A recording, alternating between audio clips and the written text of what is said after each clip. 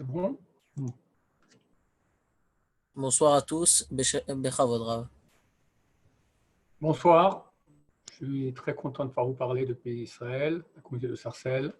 Que ce soit pour la réfoua schéma rapide et complète de Israël Yitzhak Ben Miriam, et que le chizouk qu'il y aura aussi, dans ta chaîne de ce cours-là, sera pour sa réfoua schéma. Dans le milieu net, il y aura moins de reflets dans les yeux. Tov, la semaine prochaine, à cette même heure, nous sommes la veille de Shavuot. On va parler un peu de ce sujet-là et on va bifurquer après, bien sûr, sur l'actualité. On ne peut pas ne pas en parler. Ce que je veux dire maintenant provient en grande partie de Rav Moshe Shapira Zatzal, donc un des plus grands penseurs, un des plus grands rabbanim en pensée juive de notre génération, décédé il y a 3-4 ans. Il dit au nom du Zohar HaKadosh que Mitzrayim, quand on est sorti d'Égypte, on était donc en Égypte, Mitzrayim, c'est la conjonction de deux mots. Metzer, Yam. Metzer, c'est un détroit, Metzar en hébreu moderne, d'accord. Yam, c'est la mer. Elle explique. Pharaon, Paro, ce sont les lettres Haoref, la nuque. Et en fait, il était posé ici, à l'endroit du cou, de la nuque. Les forces humaines sont toujours derrière, elles ne sont pas devant. Donc, au niveau du cou, mais derrière, l'endroit qui est le plus étroit dans le corps. Pourquoi? Pour couper le contact qu'il y a entre le corps et la tête. Le corps, il est corporel, donc il touche que le monde fini. D'accord? C'est très petit, c'est très mesquin, ça passe vite, 120 ans maximum et c'est terminé. La tête, elle peut connaître Dieu. La tête, elle peut parler à Dieu, elle peut étudier la Torah de Dieu, elle peut se brancher avec l'infini. Comment est-ce qu'on voit ça dans les mots Metzer Yam? Metzer détroit, comme on dit, c'est ici, Yam. Yam, c'est la mer. Il y a une notion dans le Talmud qui s'appelle Maim Shenaim Sof, de l'eau qui n'a pas de fin. Si quelqu'un a fait un naufrage, alors et il était marié, sa femme peut se remarier. Pourquoi? Parce que quand quelqu'un saute à l'eau ou a un naufrage en pleine mer, d'accord, c'est pas possible qu'il s'en sorte, d'accord. Point de vue de la on appelle ça même Shenlaim Sof, de l'eau qui n'a pas de fin. Alors moi, chez Shapira, elle explique, ça veut dire quoi plus profondément? Ça n'a pas de fin. Ça veut dire que l'eau, elle symbolise l'infini. Effectivement, l'eau n'a pas de fin. Chaque objet solide, il a des limites. L'eau n'a pas de limite. Les limites de l'eau, c'est le contenant de l'eau. Pour les océans, ça sera donc la faille, d'accord, la vallée dans laquelle se trouve l'eau. Mais ça reste parce qu'au bout d'un moment, il y a des continents, elle ne peut pas rentrer dans le continent, il est plus haut. Mais ce n'est pas le continent, l'eau serait partout. S'il y avait beaucoup d'eau, d'accord, quelqu'un y verse de l'eau maintenant, elle ne s'arrête pas. Elle s'arrête quand il n'y a plus d'eau. Mais ce n'est pas parce qu'elle a une limite en soi-même. Elle n'a pas de limite en soi-même. Elle a une limite parce qu'elle a au niveau de la quantité, mais elle n'a pas d'agent personnel à elle, intrinsèque, qui a des limites, alors que chaque objet a ses limites. L'eau n'a pas de limite. Les limites de l'eau, c'est le contenant dans lequel elle est contenue. Donc l'eau correspond à cette notion de Maim Shenaim Sof, de l'eau qui n'a pas de fin, c'est-à-dire l'infini. Ça correspond à l'infini. Donc, Pharaon était là et ne voulait pas qu'Am Israël puisse sortir, se brancher avec l'infini. Reste, quand on dit que si on n'était pas sorti d'Égypte, alors on s'est resté nous et nos enfants, on n'avait pas des enfants, on s'est resté encore nous aussi en Égypte, ça veut dire quoi? Peut-être que l'Égypte serait passée en Russie ou en Amérique, je ne sais pas, mais on n'aurait pas pu dépasser cette condition de personne limitée au monde fini. On n'aurait pas pu se brancher avec l'infini. D'ailleurs, quand mon cher Rabbeinu arrive en Égypte et va parler aux Bnei Israël en leur disant qu'ils vont sortir, on va aller servir Dieu dans le désert. Alors Pharaon entend parler de cela et il dit Tirbad ha'avoda al-anashim, qu'on alourdisse le travail sur ces gens-là, Val ish'u bedivre shaker, et qu'ils arrêtent de penser à des paroles mensongères. Rachid sur place, divre ruach, des paroles de l'esprit, spirituel. Pour Pharaon, le spirituel, c'est du mensonge, ça n'existe pas. Ce qu'il faut, c'est produire. Un peu comme le monde aujourd'hui, d'accord? Le monde, l'immense majorité du monde occidental, même oriental aussi, d'accord? Il faut produire. Il faut que tu aies ton bac, après il faut que tu aies ton travail, il faut que tu produises. Voilà, c'est toi, produire. C'est terminé. commences maintenant à penser au pourquoi de la vie, là, tu deviens dangereux, tu es quelqu'un de... Tu n'es pas dans le coup, tu n'es pas dans le move normal, dans le circuit que tout le monde doit aller comme des troupeaux à l'abattoir. Alors, c'est ça exactement Am Israël. Am Israël, quand il est sorti d'Égypte, il a réussi à se sortir, enfin, il a réussi, Dieu l'a sorti de cette condition de fini pour se brancher avec l'infini. Et le Zohar HaKadosh dit que 50 fois dans la Torah, c'est marqué Yetziat Mitzrayim. Parce qu'en fait, on ne sort pas une fois. On sort pendant les 50 jours que nous avons jusqu'à Shavuot. Pendant chaque jour, on a une autre sortie d'Égypte. Encore plus, on sort de la matérialité. Encore plus, on se branche avec la spiritualité. Encore plus, on se branche avec l'infini. Le 50e jour, ça correspond à l'infini. Yam, 50 en valeur numérique. Yam, Yud, c'est 10. Même, c'est 40. En tout, ça fait 50. Metzer, Yam, il nous coupait, il nous était étroit ici, il empêchait de passer, pour pas qu'on se branche avec le 50 qui est hors du temps. Le 49, on compte 49 jours du Homer, 49 correspond à la gématrie, la valeur numérique du mot Mida. Mida, c'est mesure, c'est encore dans le fini. Quand on finit 49, on passe au 50, on passe maintenant du fini à l'infini. C'est le don de la Torah. On reçoit maintenant Hachem. Hachem, il est infini. C'est ça le grand cadeau qu'on a reçu et c'est ça notre spécialité. Lorsque Yaakov Avinu revient d'exil chez Lavan et il envoie les cadeaux à Esav, il apprend qu'Esav vient le tuer avec 400 hommes, donc il envoie des troupeaux, etc. Et à la fin, il rencontre Esav. Et Esav lui dit, écoute, mon cher frère, reprends le cadeau que tu m'as donné. Yeshli Rav, j'ai beaucoup. Je n'ai pas besoin de tout ça, j'ai beaucoup. Yaakov insiste, non, prends ce cadeau, yesh likol, j'ai tout. Quelle est la différence entre beaucoup et tout? Beaucoup, ça veut dire que j'ai, mais je veux encore. Ce n'est pas suffisant. Et ça, il se place dans le plus avoir. Je veux encore plus, encore plus, encore plus, encore plus. Bill Gates, d'accord? Toujours plus, toujours plus, toujours plus. D'accord, il lui dit, moi, j'en ai rien à faire du plus avoir. Yesh likol, moi, j'ai tout. Ça veut dire, je suis parfait. Je me suis construit pour arriver à une image de Dieu. C'est écrit que la tête de Yaakov se trouve sur le Kisakavod, sur le trône de gloire. Il a réussi à se construire au niveau spirituel. Ce n'est pas le plus avoir, c'est le plus être. Et ça, on peut le faire qu'en se branchant avec l'infini, en devenant à l'image de Dieu. Kol, yeshli kol, kol aussi, valeur numérique du mot kol, c'est 50. Donc on rejoint cette notion-là de yam, d'infini, de shavuot, où on se branche vers Hachem, on devient des êtres à l'image de Dieu. On va lire vers Hachem à Shavuot les 10 commandements qui commencent par le mot Anochi. Anochi, Hachem Elokecha, je suis ton Dieu qui t'a sorti d'Égypte.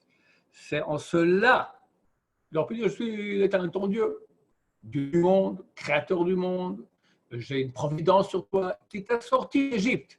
C'est ça la connaissance que nous avons, la plus grande d'Hachem, le témoignage le plus grand qu'on a, qu'Hachem est notre Dieu, c'est qu'il nous a sortis d'Égypte, il nous a sortis du monde matériel pour nous brancher avec l'infini.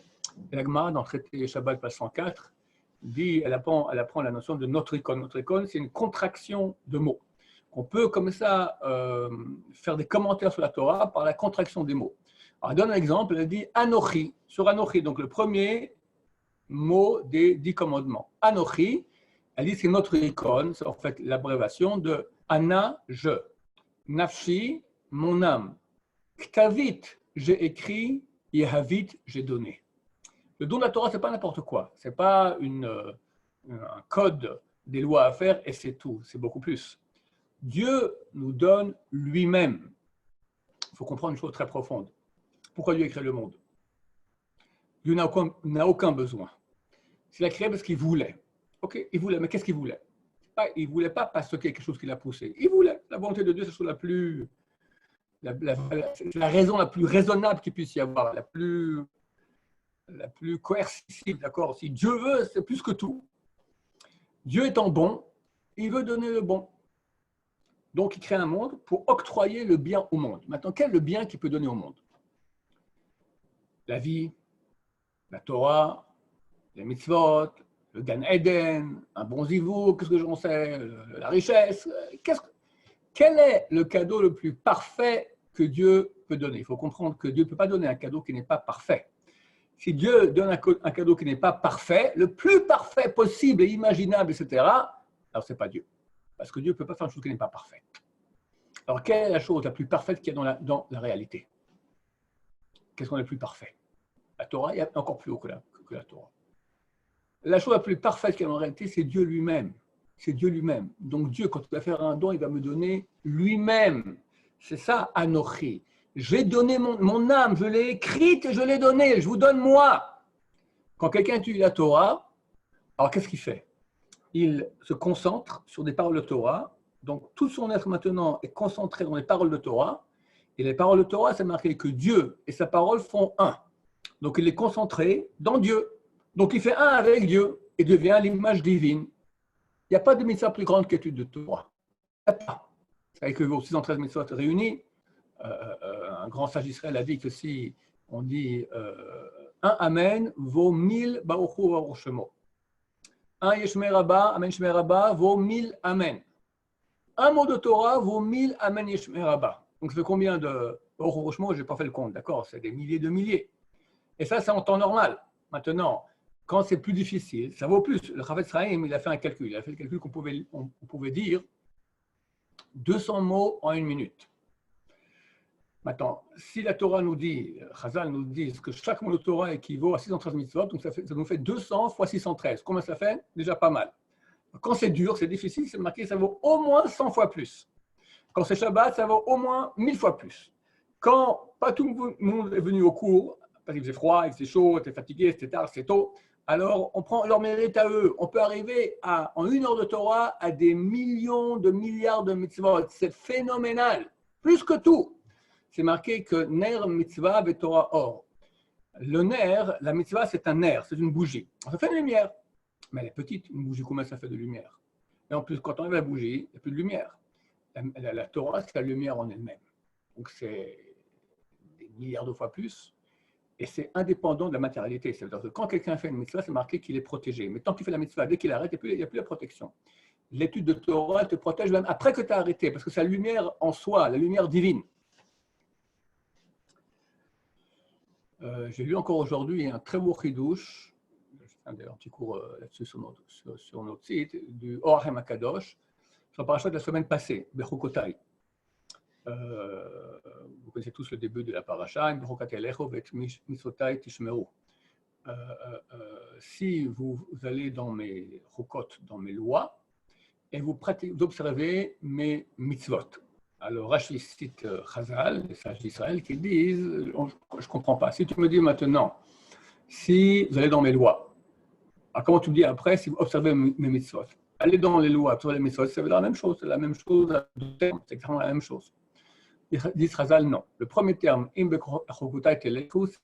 allez dans mes lois, qu'est-ce que c'est? C'est une chouka, c'est-à-dire une chose qui n'est pas logique. Qu'est-ce que c'est? C'est peiner en étude de Torah. L'amol betorah. Peiner en étude de Torah. Si vous faites ça, et vous observez mes mitzvot, alors vous avez toute une série de bénédictions extraordinaires. Si on ne fait pas ça, à Dieu ne plaise, alors il y a une série, hélas, dans Bechukotai, de 49 malédictions. Et quelle est la première malédiction?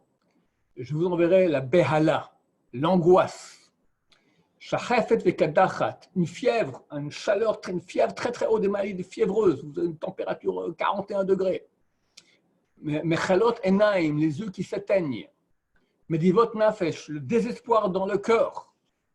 Uzratem larik ezarachem, vous ensemencerez pour rien votre semence.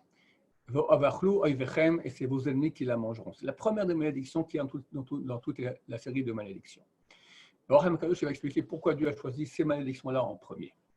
Il dit qu'il est connu que tout ce qu'on peut avoir en sainteté, si on ne va pas faire le job qu'on doit faire pour avoir en sainteté, on l'aura, mais on l'aura en punition, en tum'a, d'accord? Il dit, quelqu'un qui lit la Torah, forcément, ça enlève l'angoisse du cœur. Première malédiction, c'est l'angoisse, en vrai l'angoisse, la peur, d'accord? Pourquoi? Quand quelqu'un étudie, alors il se renforce en date. Date, qu'est-ce que c'est? Date, c'est l'union qu'il y a entre ce que la tête me dit et mon cœur.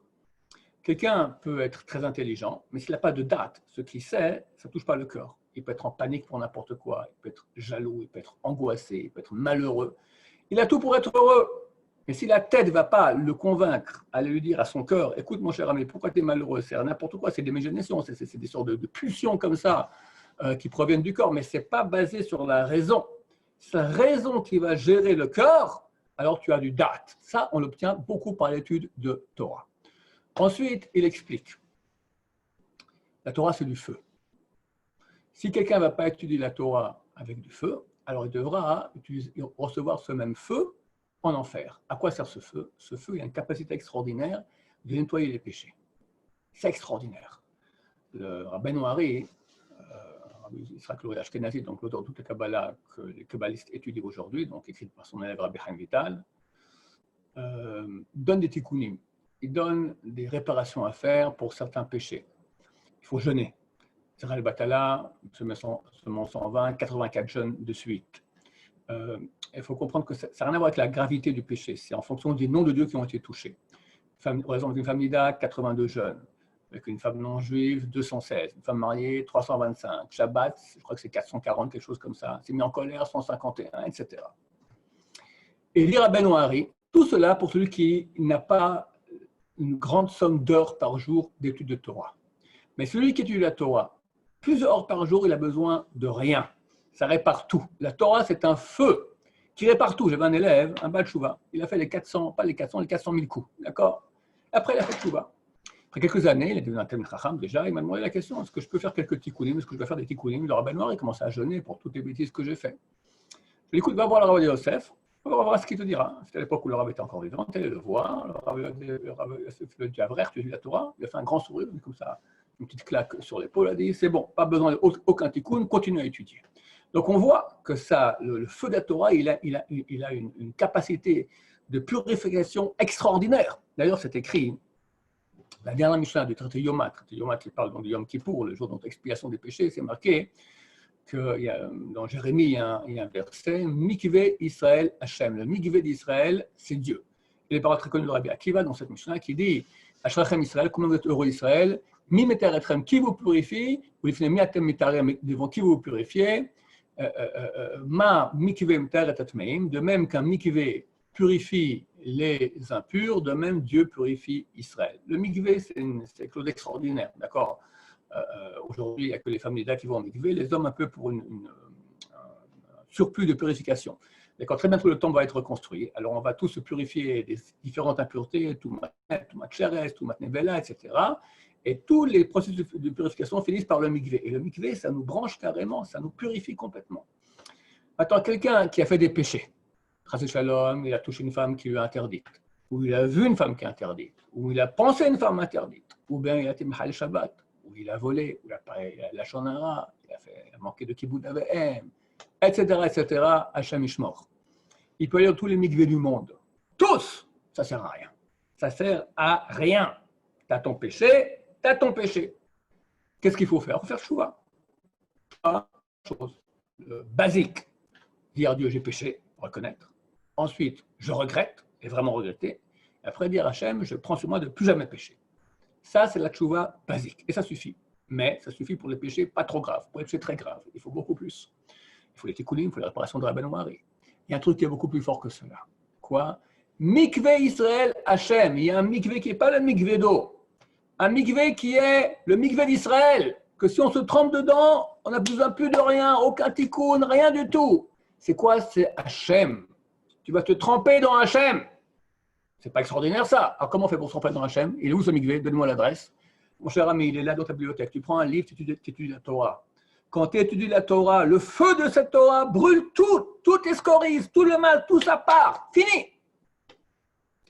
Et celui qui est plein de Torah, vu qu'il s'est purifié avec la Torah, ne peut pas rentrer en enfer. C'est parce que l'enfer le refuse. Il y a une Gemara terrible dans Traité Chagiga, page 15. Il y avait un grand d'Israël. Un grand d'Israël. Il est un des 4 qui est rentré dans le Pardes, dans les mondes supérieurs, avec Rabbi Akiva, Ben Zoma. Il y avait donc c'était Elisha Ben Abouya. D'accord? S'il rentre avec Rabbi Akiva dans les profondeurs kabbalistiques des mondes supérieurs, ce n'est pas un petit. D'accord? Mais il n'était pas complètement parfait. Donc là-bas, il a mal compris une chose. Il a cru qu'il y avait 2 entités. Elle essaie, c'est toutes des bêtises, il a tout quitté. Des beaux sexuels, Shabbat, tout. C'est un grand sage Israël. Rabbi Meir, c'était le prof de Rabbi Meir, le Rav de Rabbi Meir, allait Shabbat derrière lui, lui allait à cheval, Yeshua ben Abouya, Shabbat. Et il sortait hors du Troum, à 2000 amot, 2000 coups dehors de la ville, on n'a plus le droit d'aller. Et il disait à Rabbi Meir, ok, arrête-toi ici, je ne peux plus aller, moi je continue. D'accord? Vous n'avez plus rien du tout. Ok, pour finir ce grand rachat, il est mort. Il n'a pas pu aller en enfer. Le mardi, dans le ciel, se pose la question, qu'est-ce qu'on fait? On met en enfer? On ne peut pas. Il a plein de Torah. Le faire montrer au paradis, on ne peut pas. C'est un rachat. On va essayer de bloquer comme ça. Vous entendez? Bon, la fin de l'histoire, c'est que Rabbi Meir a dit, quand je mourrai, je vais aller m'occuper de lui. Après Rabbi Yochanan, ils ont réussi à le faire rentrer pour venir au paradis. Mais c'est un rachat, ce type-là. C'est pas comme aujourd'hui quelqu'un qui ne fait pas Shabbat ou débauché. D'accord, lui, c'est un petit nul, il ne connaît rien. Et Ben Abouya, avec Rabbi Akiva, il rentre dans les mondes supérieurs. C'est pas n'importe quoi. Mais sa Torah était tellement grande que l'enfer il ne pouvait pas aller là-bas. Le Rachem Akadosh sur la paracha de la semaine passée, donc Bechokotai, il dit j'enverrai une fièvre, ça veut dire c'est dans les malédictions, celui qui ne s'est pas brûlé à la Torah, qui n'a pas amené le feu de Dieu en lui, ce migré de feu, qui va dévorer toutes les scories, tout le mal, alors il doit aller en enfer. Ou bien Dieu l'amènera en enfer sur terre, des maladies avec des 41 de fièvre, des choses terribles comme cette malédiction de Bechokotai. D'ailleurs, entre parenthèses, ce feu, non seulement il répare, mais aussi il empêche de pécher. C'est écrit dans le traité Souka, page 52, que si ce Yetzirah t'a attrapé, on parle là-bas du Yetzirah sexuel, d'accord, tu as une envie, une pulsion terrible, traîne-le au Beth Midrash. S'il est fait de pierre, il fond. S'il est fait de fer, il éclate. Je ne suis pas trompé, la Gemara ne s'est pas trompée. Elle a dit s'il est fait de pierre, il fond. S'il est fait de fer, il éclate. Vous connaissez-vous des pierres qui fondent ou du fer qui éclate? Alors, une fois, on m'a dit, ou j'ai lu un article, comme quoi les météorites, lorsqu'elles arrivent de l'espace, elles rentrent dans l'atmosphère, la friction de l'atmosphère, il y a une chaleur tellement grande que dans ces météorites, il y a des particules de métal et de minéral. Le minéral, il fond. Le métal, il éclate. Ça veut dire qu'il y a une chaleur tellement grande. Ça, c'est la Torah. T'as un Yetzirah, tu le traînes. C'est pas facile, il faut le traîner. Il te traîne dans l'autre sens. Viens, on va en boîte. Ah non, tu le tires comme ça au Beth Midrash. Et alors la Gemara, elle dit, toi, tu es fait de chair. Le Yetzirah, notamment sexuel, il est fait de feu. Tu n'as aucune chance contre lui. Le feu dévore la chair. Il faut que tu prennes l'antidote qui est le feu lui-même de Dieu. C'est quoi la Torah? Comme il est écrit, Ko dvarai ka'esh neum Hashem. Ainsi ma parole comme le feu, discours de Dieu. Dieu témoigne que c'est du feu sa parole. Donc le feu de la Torah peut, réparer tous nos péchés, 2, nous aide à ne pas pécher. Ce feu-là, quand tu étudies après 2-3 heures, tout ton SRA, il est parti. Qu'est-ce qui m'est arrivé? J'étais marteau, d'accord? Qu'est-ce qui m'a pris cette pulsion comme ça? Là, tu t'es complètement calmé. On va parler un peu de l'actualité, parce qu'on a besoin de beaucoup de Torah actuellement. Il est clair, nous sommes extrêmement proches de l'époque messianique. Un discours déjà un pied dedans.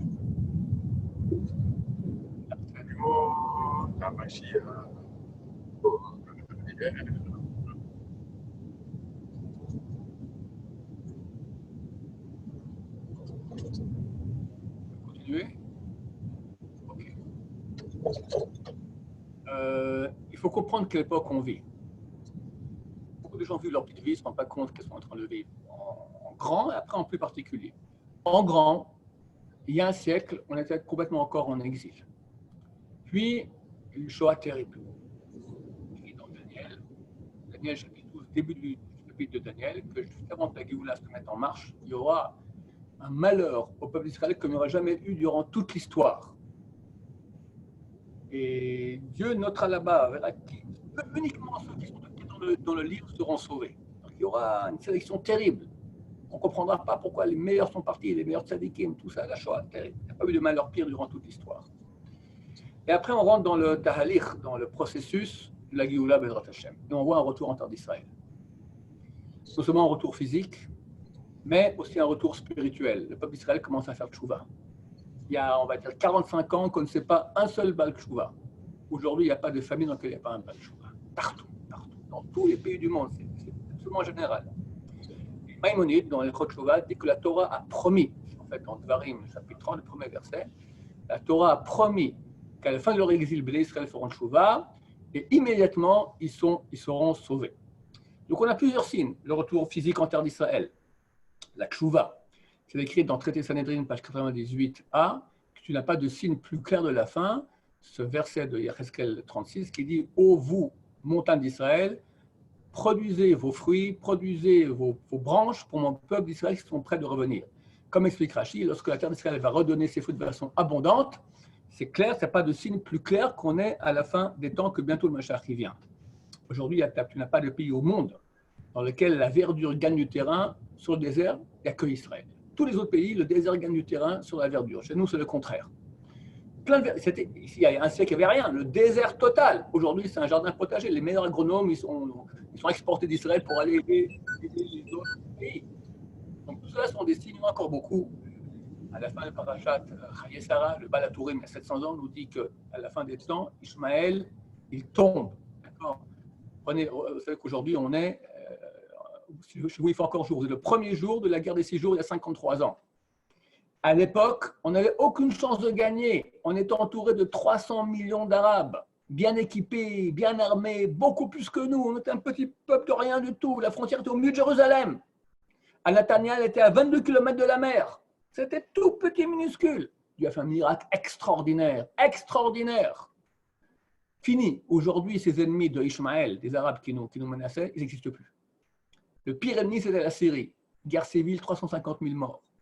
L'Irak, je me souviens quand j'ai fait l'armée, le général nous a dit, vous ne pouvez pas imaginer le bonheur qu'on a, c'était en 80, 82, j'ai fait l'armée. En 80 et 87, il y a eu pendant 7 ans une guerre entre l'Iran et l'Irak. Ils se sont tués des millions là-bas. Le général nous a dit, pas imaginer que c'est bien, c'est l'Irak, c'est une super puissance. Maintenant, il est occupé avec l'Iran. Qu'est-ce qu'il reste de l'Irak?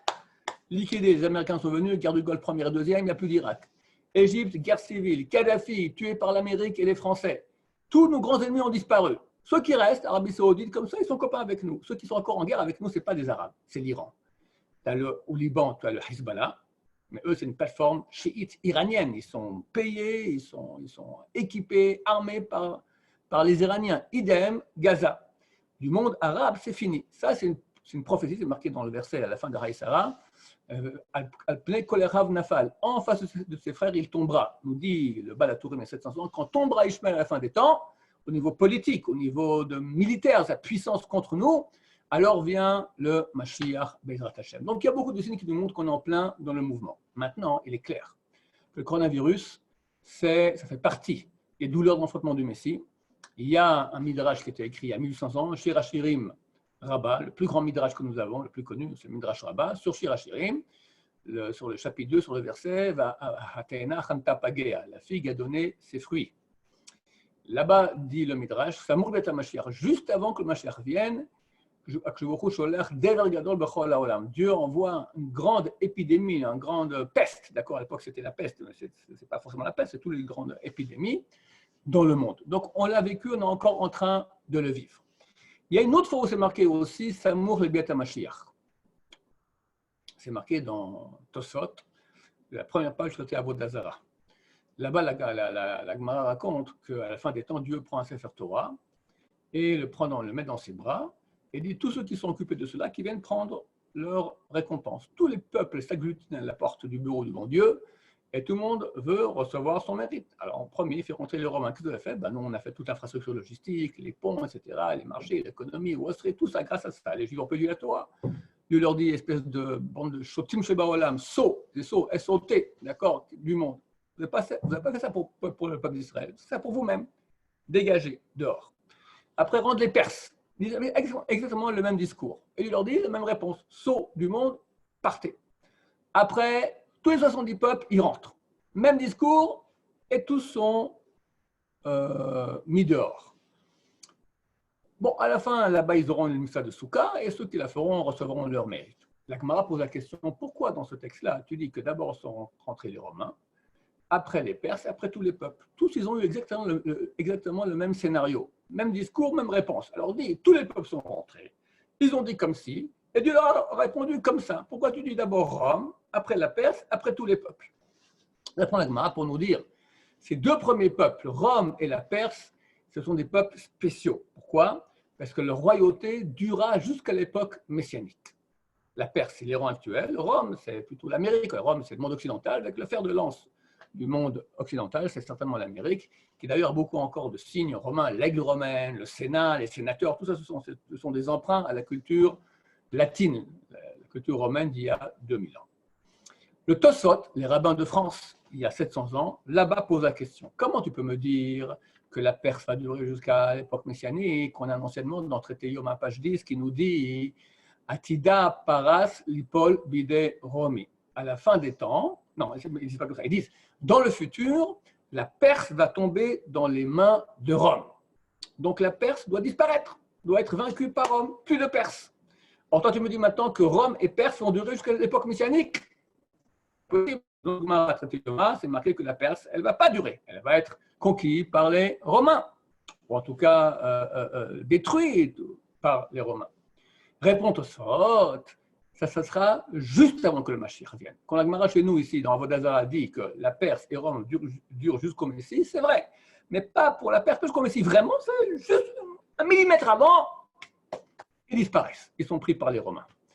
Donc, nous devons voir, avant l'époque messianique, et c'est exactement ce que dit le Tosfot, il dit Samour le Beth Mashiach, le même texte qui était, la même préposition qui est utilisée pour dire que juste avant que Mashiach vienne, il y aura le Corona. C'est écrit à propos d'une guerre entre l'Iran et la Perse, entre l'Iran et Rome, donc Rome par extension c'est l'Amérique. Ça mourra le Beth Mashiach, juste avant que le Mashiach vienne. Maintenant, le mois de Nissan est passé, tout le monde s'attendait à ce que Mashiach vienne, il n'est pas venu. D'abord, il faut savoir que ce qui est écrit dans le mois de Nissan, pas au mois de Nissan. Pas d'État, il faut attendre jusqu'à l'année prochaine. Absolument pas. D'abord, dans la même Gemara, il y a un autre avis qui dit en Nissan, on va être sauvé et en Tishri, on va être sauvé. Alors, j'ai vu même un avis qui dit ça commencera à Nissan, ça finira à Tishri. En tout cas, ce n'est pas tout clair que ce soit forcément à Nissan. Simplement, ce sont des moments, et Nissan et Tishri sont des moments qui sont propices. Mais on sait très bien que la Géoula peut arriver à n'importe quel moment. À mon avis, je pense qu'on a déjà commencé à sortir de notre exil. Le Gaon de Vilna dit au nom de Tikkun Zohar, donc une partie du Zohar, il dit que la Géoula vient en quatre époques, 4 étapes. Première étape, au mois de Nissan, on sort d'exil. Deuxième étape, pour Rosh Hashanah, c'est la fin des ennemis de Dieu. Troisième étape, c'est Shavuot, un an après. C'est Kibbutz Galut, tous les Juifs reviennent en terre d'Israël. Enfin, à Sukkot, quatrième étape, construction du temple de Jérusalem. Donc, première étape, c'est sortir de l'exil. Je pense que nous avons commencé à sortir d'exil en ce mois de Nissan. Je vous dis pourquoi. Il y a 2 choses qui sont arrivées qui sont extraordinaires. Et si on ne les voit pas, on passe à côté. Il faut comprendre ce que nous sommes en train de vivre. Comprenez bien, de venue du Mashiach, il n'y en aura pas 40 000 ans, il y en a une seule. On est en train de la vivre. Il ne faut pas rater. Il faut vivre cela et bien apprécier et comprendre ce qui se passe d'abord, pour ne pas que ça me passe comme ça bêtement. Ensuite, pour qu'on sache exactement comment agir, pour le mieux le passer le mieux possible, avec le plus de réussite possible dans ta chaîne. Quelles sont ces 2 choses qui ont commencé au mois de Nissan? Parashat Vayetze, Yaakov Avinu se prépare à partir chez Lavan, son oncle et futur beau-père. Et il arrive à l'endroit du temple, il s'endort là-bas. Et dans son sommeil, il voit une échelle qui part de la terre, qui arrive jusqu'à Dieu. Et il voit des anges qui montent et qui descendent. Le Midrash dit qu'il a vu les différents exils, vu que maintenant Yaakov Avinu sortait en exil, et on sait que Maaseh Avot Siman Abanim, les actions de nos ancêtres, sont un signe pour leur descendance. Donc, vu que notre ancêtre Yaakov sort en exil, et vu que ce qu'il fait, c'est en fait ce qui va arriver aussi avec sa descendance, donc il a vu les différents exils de sa descendance, en rêve. Il voit le premier ange qui monte et descend de la royauté babylonienne. Elle monte et elle redescend. Ils ne vont pas durer trop longtemps, 70 ans environ. Après, il voit la royauté perse. Ils montent et redescendent. Après, il voit la royauté grecque. Elle monte et redescend. Et enfin, 4e position, il voit la royauté de Édom. Édom, c'est Rome, c'est l'Occident. Elle monte, elle monte, elle monte, elle monte, elle monte, elle monte, il ne descend pas. Et elle a eu peur. Je lui ai dit, non, ne t'en fais pas, ça sera long, mais à la fin, c'est moi qui vais le descendre. Même si tu mettras ton nid dans les étoiles, là-bas, je vais te chercher et je te redescendrai. La royauté d'Édom, elle est différente. C'est marqué qu'elle n'entraîne pas d'autres royautés après elle. toutes les royautés qu'il y a eu auparavant, dans lesquelles on était en exil, ont été détruites, conquises par une autre royauté. Celle d'Édom, c'est Dieu lui-même qui va le déloger de son niveau extraordinaire dans lequel il se trouve, de ses hauteurs. Il doit, donc ce n'est pas une autre royauté qui va le conquérir, c'est une sorte d'implosion, d'accord? Hachem va faire que c'est fini, ils ne seront plus à la tête du monde. C'est comme 2000 ans qu'ils sont à la tête du monde, quand même. Et bien regardez, il y a un mois exactement, quand je vous parle maintenant, peut-être il y a un mois, en Amérique, c'est le beau fixe. Économie extraordinaire. Chômage presque nul. Croissance économique fantastique. Génial, Trump, il est content. Il va bientôt aux élections, tout va très bien, je vais être réélu, tout va mieux dans le meilleur du monde. Quelques jours plus tard, quel patatras, le prix du baril de pétrole est descendu à moins 37 $. Tu prends le baril, on te donne encore 37 $. Comment ça se fait? Ils n'avaient pas des hangars pour des entrepôts pour les mettre, donc ils étaient prêts à donner de l'argent, rien que tu me prends ce baril de pétrole. Les grands économistes disent que le signe de la santé d'une économie, c'est le prix du baril de pétrole. C'est arrivé à moins 37. Et depuis, c'est la catastrophe. Catastrophe. Il n'y a jamais eu ça. Tu n'as pas dit c'est pire que Pearl Harbor, c'est pire que les Twin Towers, c'est pire que tout. Non seulement au niveau du nombre de morts de Cornelius Lepo, c'est terrible, mais ça entraîne une crise économique phénoménale. Ils ont fait un emprunt à la Federal Bank de 2500 milliards $, que évidemment la Banque fédérale n'a pas. Donc qu'est-ce qu'ils font? Ils commencent à imprimer des billets. On sait très bien que c'est comme ça. C'est colmater les brèches de dernière seconde. C'est rien. Dans quelques semaines, il y a tout qui tombe, d'accord? Comprenez que c'est très dangereux pour nous aussi. Si Wall Street tombe, on tombe avec. Pour le moment, ils font des perfusions de sauvetage pour que ça tienne la route encore. Mais c'est la catastrophe. Il y a des queues là-bas, des centaines de voitures qui attendent pour manger. On leur donne à manger dans le coffre. Ils n'ont pas de quoi manger. 32. C'était il y a 10 jours, je ne sais plus, ça doit encore augmenter. C'est 32 millions de chômeurs. Mais en quelques jours. À mon avis, nous sommes les témoins de ce que Yaakov Avinu n'a pas réussi à voir. Comment Édom, on arrive maintenant à la fin de la route de Édom, c'est l'implosion qui commence. On a eu le coronavirus, on a eu tous les signes que j'ai dit, on a beaucoup plus, mais je n'ai pas tellement le temps de vous dire. Tout ce qui nous montre qu'on arrive à l'époque du Mashiach, donc le retour en terre d'Israël, la verdure, la tchouva, le monde de la Torah qui revient, Ishmaël qui tombe, le coronavirus. Et maintenant, on suit le programme. Quand le mois de Nissan est passé, tout le monde dit « Ah, Mashiach n'est pas venu ». Mais non, regardez ce qui s'est passé, on est en plein maintenant, ça a commencé au mois de Nissan. Nous sommes en train de vivre cette implosion, ce que Yaakov Avinu n'a pas eu la chance de voir. Nous, là, vous et moi, on a la chance de le voir, c'est phénoménal. Il ne faut pas être heureux, on n'est pas content que ça ait tellement mal là-bas. On est heureux parce que ça prouve que très bientôt, on espère très bientôt, Mashiach revient infini, il n'y a plus de mal, plus de faim, plus de maladie, plus de divorce, plus rien. Le paradis sur terre de notre chaîne. Pour ça, on est content. Deuxième chose qui est arrivée, et ça, presque personne ne fait attention à cela, un miracle extraordinaire. Un député de la Knesset a dit, c'est un miracle.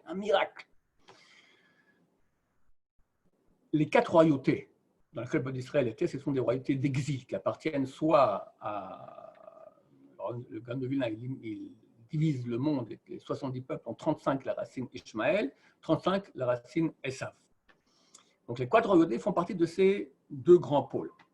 Mais après ça, il y aura encore un autre exil qui sera par rapport à Yaakov Avinu. Abraham, c'est par rapport à Ishmaël, c'est les 35 du côté Ishmaël. Yitzhak, c'est par rapport à Esav. Ça sera les 35 côté Esav. Mais Yaakov, lui, Yaakov, tu n'as aucun rachat qui sort de Yaakov. De Abraham est sorti Esav. De Yitzhak est sorti, de Abraham est sorti Ishmaël.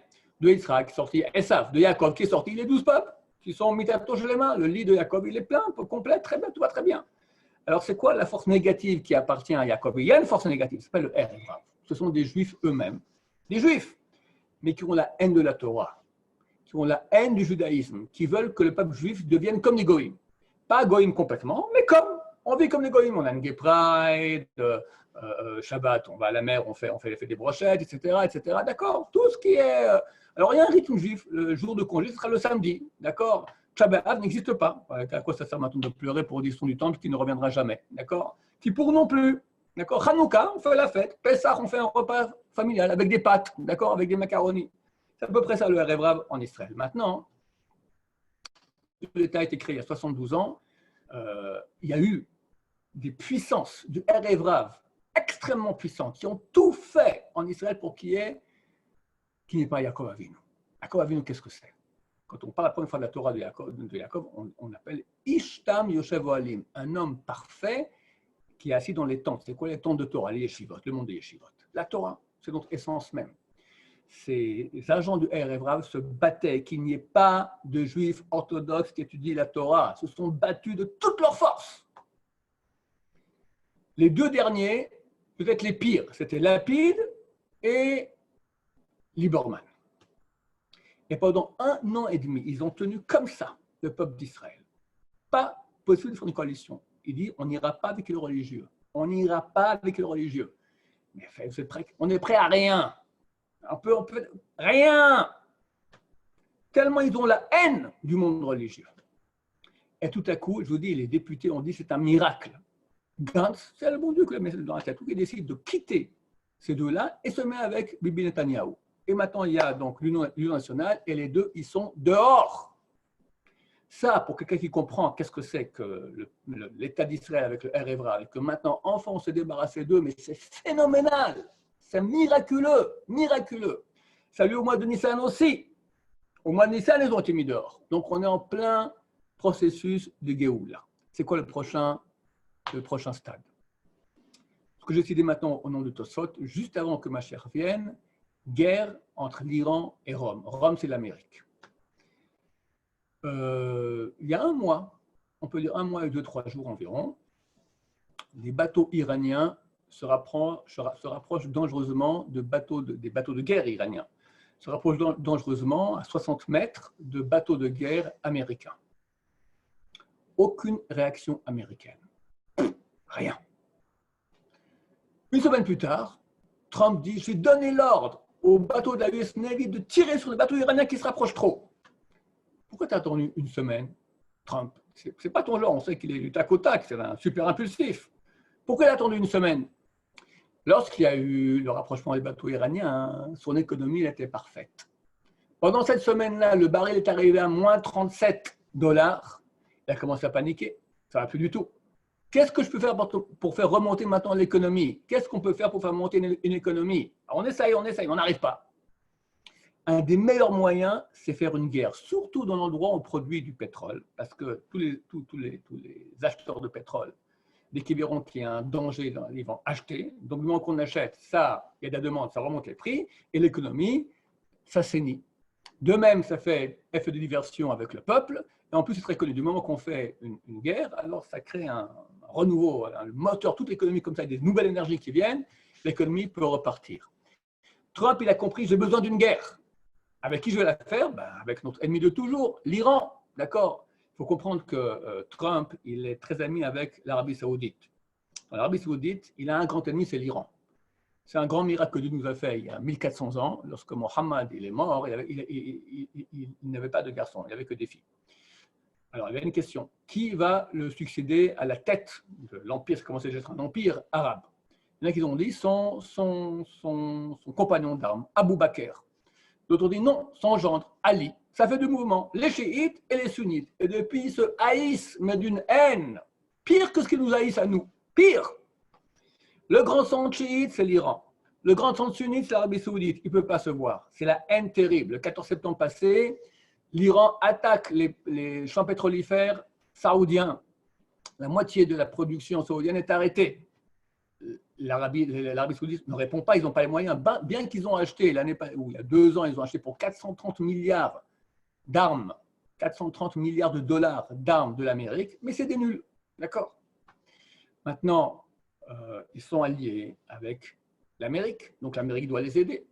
Donc, Trump qui a besoin d'une guerre maintenant, qu'est-ce qu'il va faire? J'ai l'impression, je vous dis maintenant les faits qui nous montrent cela, qu'il est intéressé à ce qu'il y ait une guerre avec l'Iran et comme ça, d'autres Hachem vont se réaliser la dernière étape avant que Mashiach vienne. Pas qu'on veuille une guerre, on ne veut pas de guerre, on veut que Mashiach vienne. Alors, on doit passer par là, en espérant que ça passera le mieux possible sans infusion de sang. Donc, première chose, tout à coup, il dit je donnais l'ordre au bateau de la US Navy de tirer sur les bateaux iraniens. Ensuite, après qu'il ait tué le 3 janvier Soleimani, le chef des gardes de la révolution en Syrie, le Congrès américain a fait une loi comme quoi il est interdit à Trump d'attaquer l'Iran sans leur aval. Il doit d'abord accepter tout le Congrès et après il peut y aller. C'était le mercredi 6 mai, si je me souviens bien. Trump a dit je mets mon veto.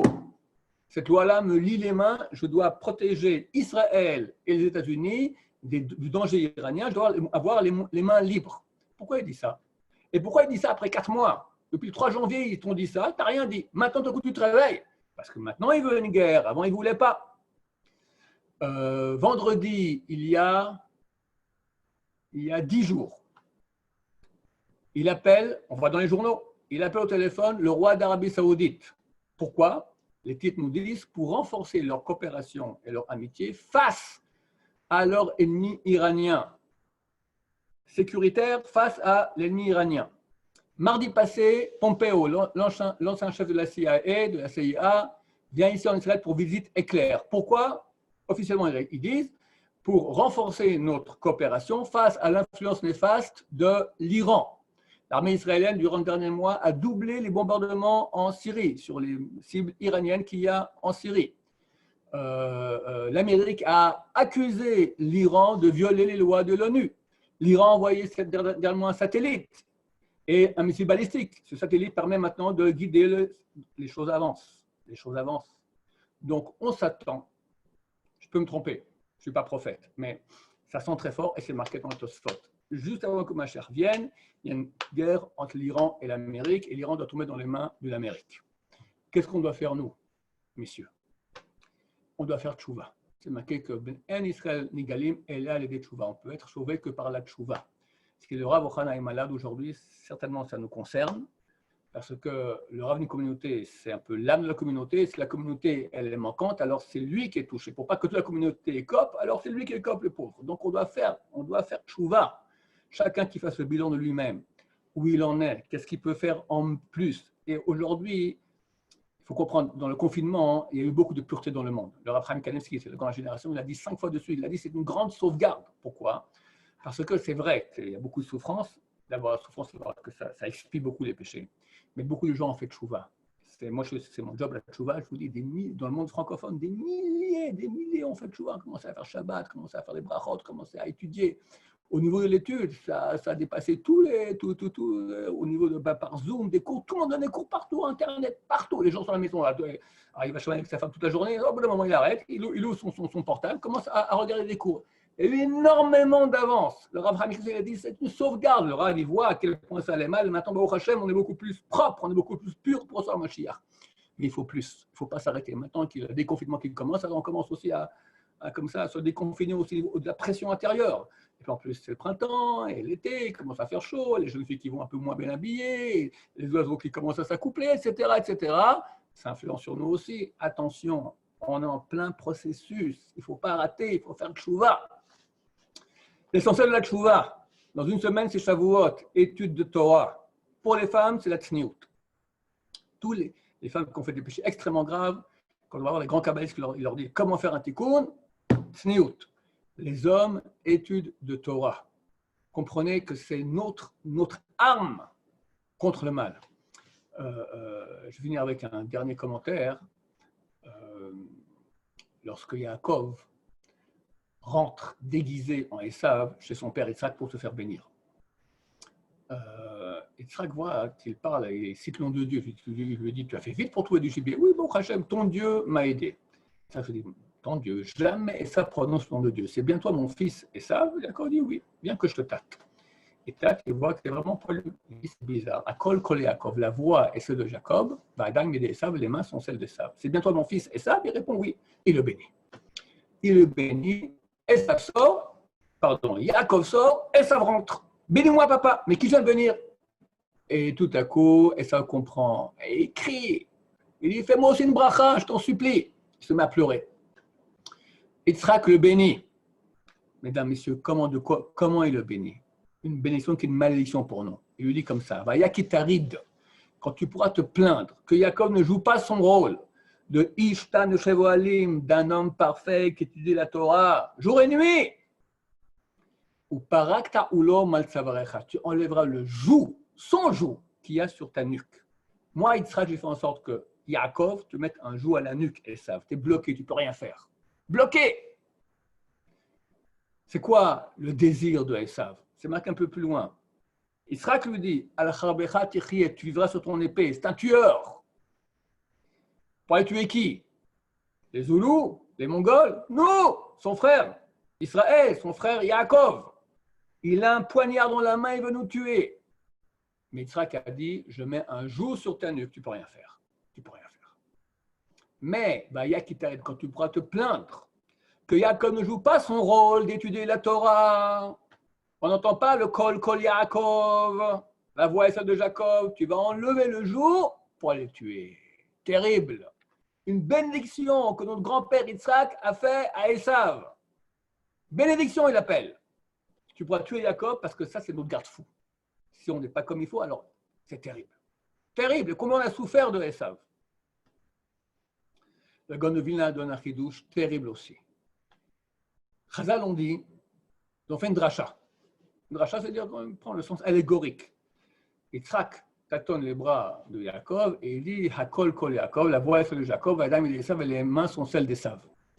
Ils ont dit comme ça, ils ont dit tant que la voix de Jacob retentit dans les yeshivot, les mains ne sont pas celles d'Esav. Esav avec son poignard, il ne peut rien faire.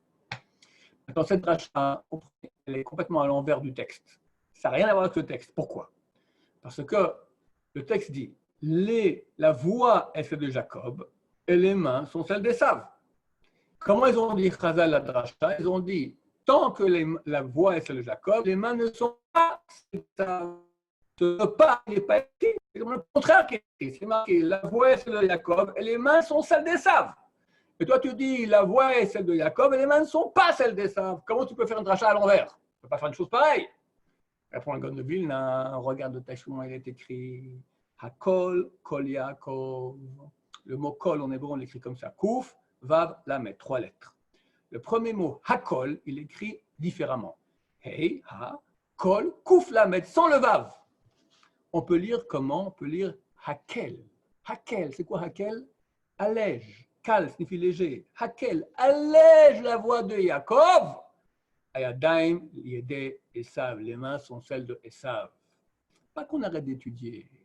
Pas qu'on arrête d'étudier. Un peu moins. On allège. Directement, les mains deviennent celles d'Esav. Regardez en quel danger on est. Donc, c'est qui Esav? Alors oui, c'est tout le monde occidental, mais il y a le fer de lance, c'est Amalek. C'est qui Amalek? Amalek, à mon avis, aujourd'hui, c'est l'Iran. Pourquoi? Ils ont tous les signes de Amalek. D'abord, Amalek vient de très loin, à peu près la même distance qu'il y a aujourd'hui entre Israël et l'Iran. À l'époque, ils ont fait 400 000, d'accord? C'est à peu près la même distance, 1600 km, pour venir attaquer le peuple d'Israël qui sort d'Égypte. On ne t'a rien fait. On ne t'a rien fait. Tu viens depuis là-bas si loin pour nous attaquer, mais qu'est-ce qu'on t'a fait? De même l'Iran. Il y a 1600 km entre nous et eux. Il y avait 2 pays énormes qui nous séparaient, la Syrie et l'Irak. Après, il y a l'Iran. Pourquoi tu nous en veux tellement? Ce n'est pas normal. De plus, leur haine, ils sont prêts à mourir à chaque 4 abader. On dit c'est comme un bain très chaud, bouillant, personne n'ose y rentrer. Eux, quelqu'un va, il saute dedans, il est bouillanté, il meurt. Mais au moins, il a refroidi la baignoire. Et les gens pourront rentrer maintenant. Comme ça, le peuple d'Israël sort d'Égypte. Tout le monde tremble, toutes les nations tremblent, vient effronter. Amalek nous attaque, il se fait liquider, il se fait rataquiner. Yoshua part en guerre avec lui, il le coupe les têtes là-bas. Il n'y a que les petits restes qui sont restés. Les petits restes, c'est Adolf Hitler, c'est Torquemada, c'est Staline, c'est Ahmadinejad, d'accord, Khamenei, tout ça, c'est les petits restes qu'il y a. Imagine ce qu'il y avait avant. Ils se sont battus contre Israël, ils ont perdu, on dirait rataquiner, mais au moins ils ont cassé le mythe. De même, l'Iran. Il y a quelque temps, Trump leur a dit arrêtez vos programmes nucléaires qui n'est que contre nous.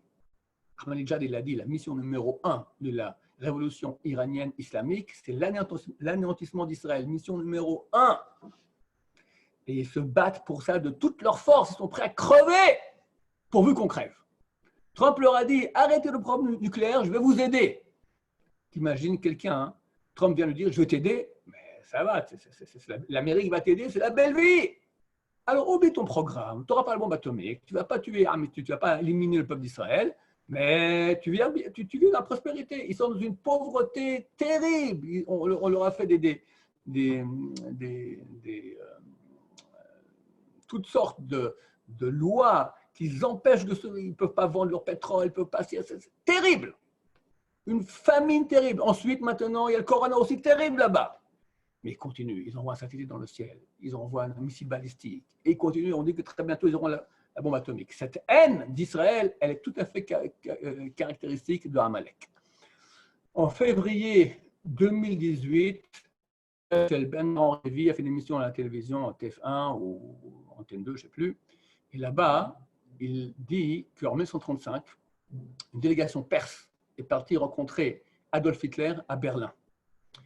Et ils ont remarqué les deux qu'ils provenaient de la même source aryenne. Donc la même source, les Allemands et les Perses. Et Hitler leur a dit, écoutez, vous savez quoi, vu qu'on a la même source, alors changez le nom de votre pays. Au lieu de Perse, appelez-le Iran. Iran, ça ressemble à rien, pour montrer que vous venez de la même source aryenne. Ils ont changé de Perse à Iran. Donc on voit en fait que c'est Amalek. Hitler, c'est Amalek. Eux aussi, c'est Amalek. Dans leur comportement, c'est Amalek. Ce témoignage de BHL, c'est encore plus Amalek. Et d'après la Gemara raconte que Haman, c'était donc le vice-roi de Perse. Il habitait en Perse. Il s'appelait Haman à Agagi. C'est qui Agagi? Descendant de Agag. Agag, c'est le roi d'Amalek. Ce n'est pas simplement un Amalécite, c'est le descendant du roi d'Amalek. La Gemara dans le traité de Megillah dit qu'il avait 210 enfants. 10 ont été pendus. Combien il reste? 198. C'est quand même pas mal. Dans chacun d'eux, il fait à peu près le même nombre d'enfants. Donc on peut dire qu'aujourd'hui, toute la Perse est descendant d'Amalek. Si pas toute, alors au moins la moitié. Descendant pas d'Amalek, de Haman, le roi de Amalek. Donc il y a de fortes chances que c'est eux Amalek. Donc eux, c'est le substrat de Esav. L'arme numéro 1 contre eux, étude de Torah. Jour et nuit, ne pas perdre son temps, pas regarder un feuilleton, pas ouvrir le journal. Le minimum, étudier tout ce que tu peux étudier, la Gemara, la Mishnah, le Chumash, Rashi, Teilim, en français, en hébreu, en russe, peu importe. Torah. Grâce à ça, on survit. Grâce à ça, on reçoit Mashiach. Berachamim. S'il n'y a pas Torah, le Rachem HaKadosh dit, si le peuple d'Israël est paresseux, il n'y aura pas assez de Torah, Mashiach viendra, mais par les souffrances, à Dieu ne plaise. Je vous souhaite à tous une très bonne soirée, que Dieu vous bénisse.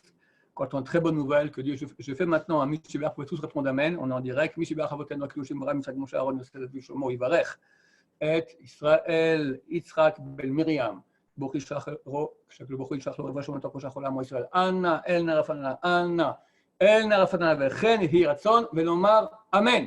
Je vous embrasse tous, à très bientôt avec Mashiach ici à Yerushalayim. Amen, et Amen. Chag Sameach, la semaine prochaine pour Shavuot. Chazak Baruch.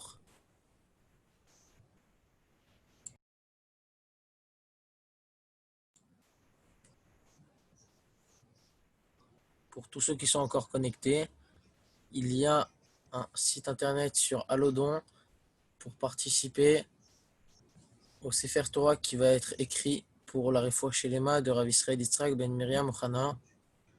Pour celui qui peut participer par un don de n'importe quel montant pour la Refoua Shelema du Rav, Tiskula Mizvot, Chazak Baruch, bonne soirée.